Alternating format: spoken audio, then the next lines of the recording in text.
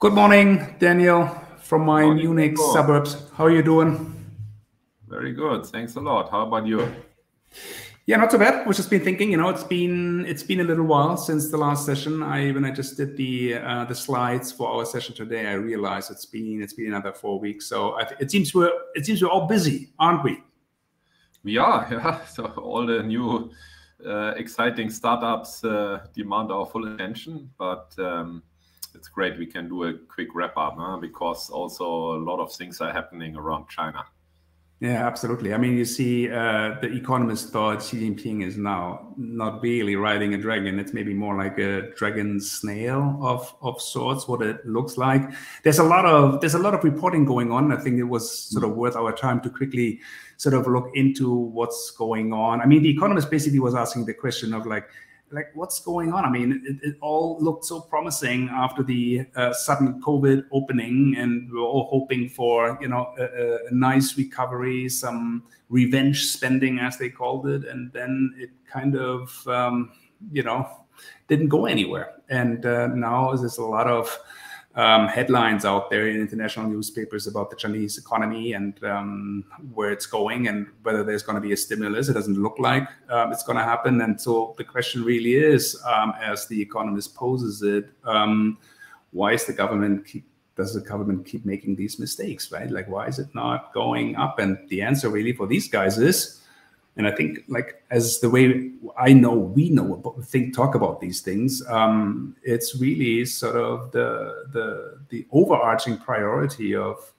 security thinking on behalf of Xi Jinping, right? And really a little bit the incompetence as well with this team of loyalists that don't deviate like a tiny little bit from the official line. And there's no debate there. Everything is being suppressed, and there's just only one line of thinking, it seems, right?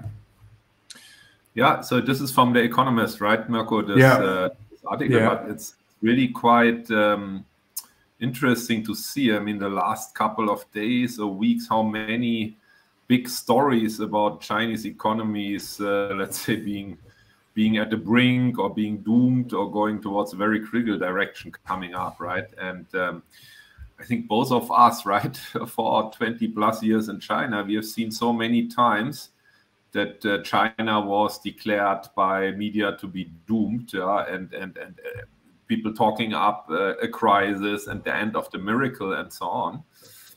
But this time I have to say, so in principle, we shouldn't be too worried about these articles, because in the past they were always wrong. Somehow it went on, but this time it feels really different, I have to say, right? Because in the beginning of the year, we were talking about this post-COVID recovery, right? So we were judging whether we would be optimistic or not. And then initially it looked good. But now the last couple of months, I think we really see there's some serious trouble, and it's not clear. Yeah, I think we were hopeful that with this spending coming back from the consumers and some stimulus measures, the economy would recover quite a bit. So that we felt in March, when they posted the 5% GDP growth target, that they were kind of like lowballing it. But by now, I think some of the investment banks have revised it to even lower than 5%. And so this is really, I think, we're at a point when you listen to some of these very well-known China economists, analysts like Michael Patty's, there is a feeling that this is the end of the old model. And they really do need a new model to drive growth. And currently, either they haven't really found it yet, although it's been suggested by some of these economists what that could be, and it has to be consumption-led. It has to be sort of the individual households pushing up their GDP percentage of what they create in terms of economic value.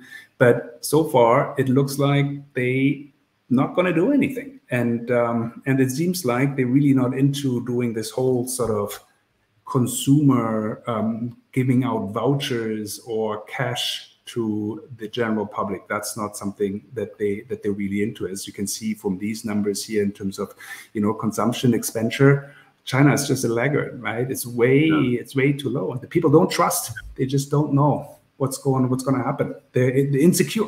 They don't have the confidence, right? Yeah, and so it's like being a little bit a drug addict over all these years, right? Like the government has been very successful in macroeconomic steering somehow, right, in the past, and they always had the two main tools, which they opened up, and the one was always here what you have on this chart, the real estate, which could be used as a great stimulator of the economy, and which has led to this big bubble in the market. And the other one was just to put in massive infrastructure investments, and just raising new debt. And these two things, they always worked in the short term, right? But you come to a certain point of time where these bubbles burst, and you can't just simply go on. And that seems what has happened right now.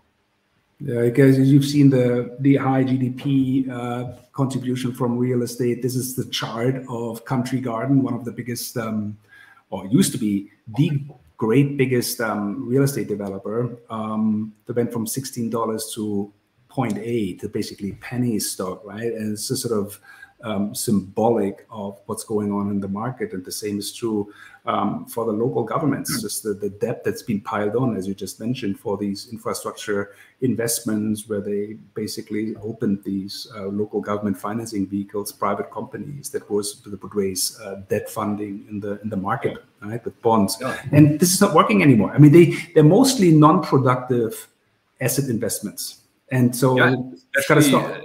Yeah, especially because also the local government are lacking income, because their number one source of income was to sell land to the real estate developers, and this has come more or less to a complete halt. Yeah? So the local governments, in my view, are struggling very much. Yeah? They have to deal with the debt they have in hand, but their income source is dried up, and they need to do something to trigger economy. And then the consumer confidence, right? The most important thing would be that we see consumer confidence and consumer spending go up. But the confidence level is low, right? And this is correlated with the confidence level of private entrepreneurs, and everyone is holding back money and saving money. And so it's very hard to do something here from the government side. And as you said, it seems the government also is not willing to do anything, right? Like, I mean, in terms of making a big stimulus measure at this point of time. Yeah, it's funny. Somebody mentioned this on Twitter once, that, and I don't know that, I'm not an expert in that, but they raised the point of the Chinese government wouldn't even have the proper channels to distribute checks to all 1.4 billion Chinese individuals, right? They just wouldn't know how to do it. Like in the US, the IRS knows exactly how to do that, and who the recipients are and what the bank accounts are. In China, they couldn't even do that. It's just not even possible for them to do something like this. And the other thing that we've seen now is that there's less and less data available, also especially to foreign investors, right, who want to know what they're getting themselves into. And I think the crassest example is really sort of this month. They basically stopped publishing the youth unemployment rate for the 16 to 24 year cohort, and with a very sort of shady little explanation given there. But it just doesn't create confidence. This is not how you deal with problems, right? Because it was 21.3 in June. And so people were basically waiting for the July numbers, and they just didn't come, right? And I mean, obviously, this is really a major problem, right, in society. I mean, if your graduates, all the hopes of the next two generations lie on them, right? Like often 2 parents and 4 grandparents with 1 grandchild, and now they've gone through this very tough education, and they can't find a job. I mean, this is a massive social issue, and as you said, right? So the way of in the past, I've never seen, let's say, not an open way of dealing with these issues, right? Economic issues. Yeah, the data was available. there was some discussion possible about economic problems, right? And also some discourse. And this is also about transparency. And this, what we really see, that the level of transparency of decisions and decision making is radically going back. And as you said, this does really hurt the confidence again. So this is a bit of vicious cycle. And the key question is, of course, I mean, covering up problems doesn't solve them. It makes that even worse, in that case. So the question, and what some people are discussing, is the government doing this by deliberate choice? I mean, they're aware about this and they just don't care, or is there a level of not being as competent as before anymore in these issues, right? So that's what do you think, Mirko? No, I think it's really, I think I'm tending to say it's fear.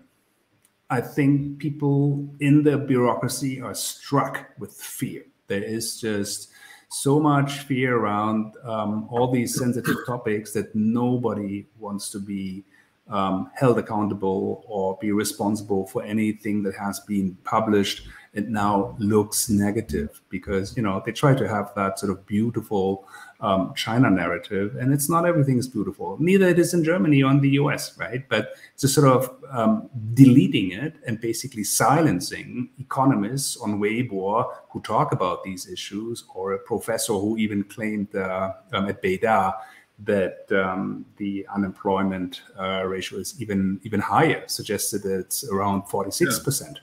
And so, like, these these voices are being silenced, right? They just have to shut up. Their Weibos are getting censored. Exactly. So in the past, that's what I was saying, right? Like in the last 10, 15, 20 years, this kind of discussion was not treated as a political topic, but as an economic topic, right? Where also, let's say, scholars and experts were invited for a kind of discourse. And my feeling in the past was always that this top leadership is highly professional. So many technocrats.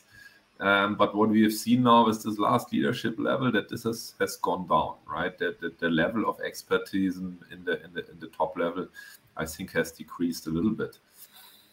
Yeah, and frankly, I mean, Xi Jinping has never been known for sort of being an economic mastermind, right? This is definitely not his strength. But considering that he is calling the shots and all his underlings, really, in the Politburo Standing Committee, nobody is really. I mean, obviously, Li Jiang could be playing this role. It's just been to Guangdong this week and sort of visiting Huawei and other sort of companies down there and trying to sort of do something. But we know that even Liu He, who is much more of a sort of reform-minded player in the upper echelons there, didn't really get anything done in the end. Same was true for Li Keqiang. So it's really, you know, I mean, they're trying, but I don't think that helps a lot. But you know what? Let's not be too negative today. I thought we just want to sort of mix in some good news here. We can see China is just getting stronger and stronger when it comes to sort of auto exports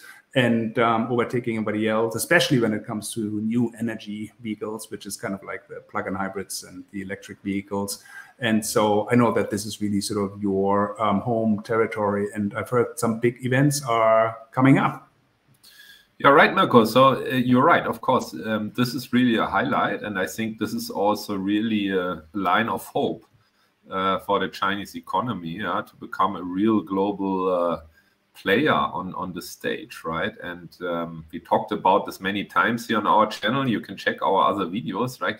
Those Chinese products are very strong, right? And what you see here for the first time becoming the world's #1 exporter, it's just the beginning, right? So this is gonna increase dramatically, right? And it's good. And this is a payoff of a strategy not done last year, but let's say 10, 12, 15 years ago. It's gonna start to pay off. So sometimes in this industry, it takes a long time to build up these things. But it's exciting, right? And as you mentioned, so week after next, we have the IAA Mobility. It's here in Munich. This is the successor of the previous Frankfurt Motor Show, which was moved here to Munich. And this is quite exciting. I think it's the most important motor show in Europe. And we will see quite a lot of Chinese exhibitors there, and they are showcasing some of their brands. Of course, we have seen that before being showcased, but now we already see that some of them start to sell. And by the way, with our company Noyo, we will also be there with our own display of the premium brand of Dongfeng Group and have some display. We will talk with other manufacturers. So this is a hot topic, yeah, and expect a lot of media coverage on this. Of course, a lot of people know BYD and Great Wall and maybe Shanghai Automotive, but there's 10, 15, 20 other brands who are already all getting ready to come here.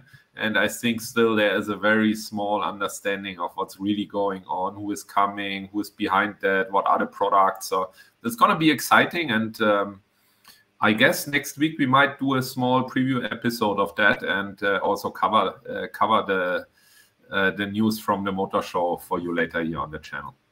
Awesome, Daniel. Looking forward to that. So we do a preview, and then maybe we do even something on site. You guys have a presence at the fair, and maybe we can do some sort of quick insights and interviews on site. Let's see what we can come up with. But since we talked about exports, sort of quickly diving into something that China's doing to diversify their export destinations, if you like, right? And it's quite obvious here that they've succeeded in doing so. And this is a good segue really to the last topic today, which is the BRICS meeting. Maybe quick one before we go there. It's been a massive sell. I mean, there was a lot of negative news. We just talked about this. Massive sell-off in the market. As you know, the foreign investors invest in the Chinese Asia market via the Hong Kong northbound Stock Connect. And it's been a sort of 13 days of like one selling streak, really, and selling basically more than 10.5, 11 billion US dollars. Basically, all that has been invested since the 20th Party Congress, right? So it's all leveled out, and nothing is really left of the gains. It's been pretty terrible. We can see this here again for the northbound. Yesterday was a slight sort of positive news there with some buying again, but again today already it's back to selling. So it's not looking good on that level. And so maybe last quick words on the BRICS meeting in South Africa. I think the surprising part, Danny, I'm not sure what you think about it, but it was to me that Xi Jinping kind of disappeared. It been 2 weeks. Obviously, they meet in Beider for their summer little what do you call that? Like a little summer holiday on the ocean. But now he's back, but he didn't look so good, did he? Yeah, so, you know, as a couple of times in the past, whenever he disappears a little bit longer, there are some rumors spreading, and there were some rumors that he's not so well, and he canceled one of the speeches, also short notice. Yeah, and I also noticed, in my view, from my past experience or normal pictures, he doesn't look as fresh as we would be used to, right? Yeah. On the other hand, right, like, I mean, this BRICS thing, it could be seen as a big success of China, right? Like, I mean, getting these guys together, showing up, showing the strengths and positioning them against the G7 as the kind of real voice of the majority of the world's population. And now inviting all these other countries in, like Saudi Arabia, Iran, and so on.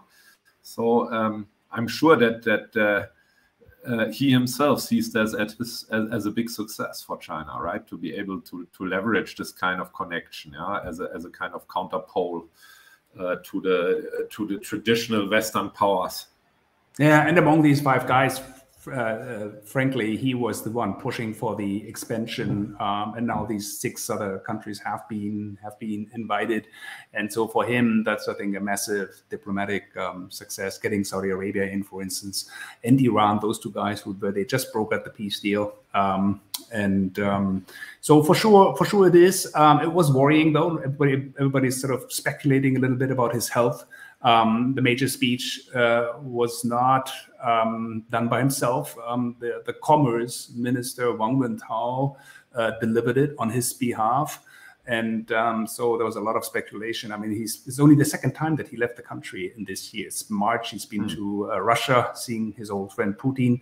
And now this time to going all the way to South Africa and then not even delivering the speech. It was kind of unusual. And I just wanted to quickly show this video here where he's entering the stage, because it kind of felt like that he either wasn't really briefed well by the host, but he just looked so insecure, right?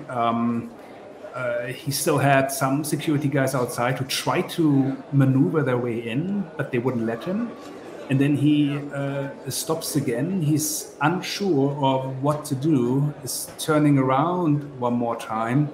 And so this is just not his usual behavior, right? Maybe we don't want to read too much into it, right? But it's kind of like where the Chinese pays so much attention to protocol, right? Like every step is rehearsed. It's a bit unusual, right? But it could also be that we are reading too much into that. But it also it's a bit strange, to be honest.